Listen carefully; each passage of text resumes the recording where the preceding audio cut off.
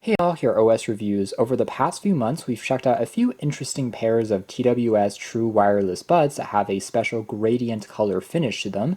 It all started with the cool buds that we saw. It was very beautiful. Then we also saw that pattern with the Zen pods, this time also extending to the outer case itself in addition to the buds inside. And finally, we're seeing this trend once again today from TaoTronics, and these are their TaoTronics SoundLiberty 80s. They have this gradient finish on the outside stem, and these have a look overall that's a little bit more reminiscent of, say, the Apple AirPods. Almost like a fashion statement, I'd say. So this is what it looks like again. It almost starts off bluish and then turns into this violet at the bottom. Now, what's also neat about these is they do have Qualcomm's aptX chipset built on in, so should have very low latency as you're listening to music or watching videos. They also have a wearing detection to them, which means that they will automatically detect if you are popping them out, and the music will pause by themselves, and they will resume when you pop these back into your ears. The touch controls on the stem are also a little bit more distinctive than usual, because you can actually swipe on these up and down to control things like the volume, making it higher and lower, which I do think is a more intuitive gesture than just tapping, for example. I'll also mention that these have IPX8 waterproof rating, so you can use these in the rain if you're sweating and they should still survive. And the battery life is rated to last around 4 hours for continuous music listening, and the casing will get you a combined total of around 20 hours when you're on the road. So it's not really an endurance champion, but it's on par with, say, the AirPods and some of the other lighter, more compact cases that we've seen. As far as pricing is concerned, I've seen these on sale for as low as around $65. So although it's not going to be the cheapest pair of wireless buds that we've ever seen, I think it's still competitive.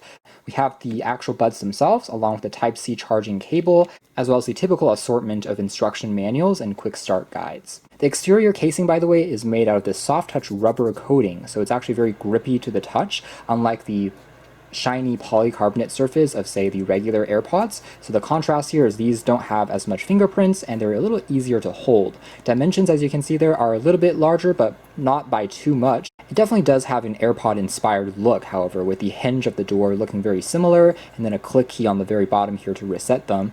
These are still very easy to slide into pockets and jeans. Now, opening up the lid here, we can immediately see part of the shiny edges of the gradient finish, and more so, you can see that the light here will automatically turn on. That's because the door here acts as a sensor that will automatically wake up the buds and begin pairing with your device once the door is open. So that actually works quite well. And then just like the AirPods, there's a bit of branding information on the inside of the door there.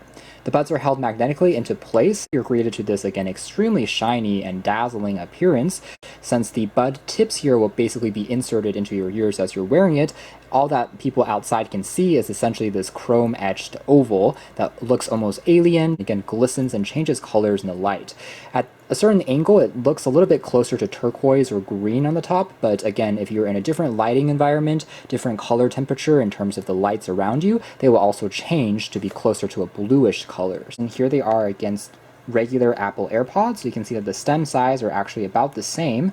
They're a touch larger, but overall not too much so. They're still about the same in terms of weight overall. And then here they are against the Zen pods. You can see the stem of the Zen pods are a little bit shorter, not as obvious as you're wearing them. It's just like the Apple AirPods, they have a semi-open shape to them, which makes them super comfortable and breathable, easy to slide in and pop out, and they are just very lightweight. You can use them for the full 4 hours without noticing any stress or strain. At the same time, there's a bit of natural ambient or transparency effect just because they don't have the tightest seal. Sometimes you can still hear a little bit of the world around you. So if you're walking down a busy street, for example, you can still be partially aware of what's going on. The downside, though, is, again, since it doesn't have a tight rubber seal, it's not going to be as noise isolating. Otherwise, we have just the charging contacts in addition to the microphone here, which is actually pointing on the inside of the tip just to prevent it breaking the design of the gradient finish on the outside. But it does mean that the stem is, again, pointing a little bit closer to your mouth, and the placement of the microphone here is actually pretty smart. And finally, just a closer look at the pair of buds here from a few different angles.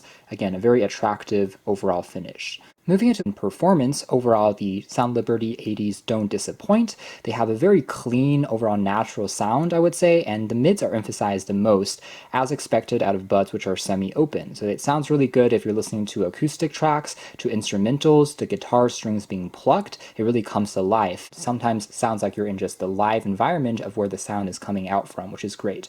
They're very clean sounding, so you won't really find any hints of static or hissing in the background, so the music itself is really clean. And also you get a nice touch of bass. I wouldn't say they're super bass heavy. That is again a general limitation of most semi-open buds like this. However, it still is a nice gentle tap as you're listening to, say, a drum beat or to pop music or EDM tracks. Certainly is discernible as you are listening to the music. The drivers do sound very good. In fact, I would say they sound a little bit nicer than even the regular AirPods in terms of giving you just a touch more detail on the trebles as well as the mids. And by the way, they do support quick charging, so 5 minutes in the case will get you over 30 minutes of listening time, so that is a nice feature that you'll also find here. Latency, as advertised, is indeed very low, thanks to Qualcomm's aptX. That means I never encountered the music getting out of sync with the left and right sides, and vice versa. When you're watching a video clip, the video and the audio are synced together really well for sources like Netflix and YouTube when I tried them out, so they were comfortable even for watching a movie. So that's more or less it as far as our hands-on review of the TaoTronics SoundLiberty 80s. Again, the most dazzling part about these is definitely this gradient finish on the stem itself. It is a very bold choice, but one I think that has paid off, at least in setting these apart from other models in the market. So you can check out more details if you're interested in the links down below, but for now that's been our video. Thanks for watching here at OS Reviews. That's been the beautiful TaoTronics SoundLiberty 80s.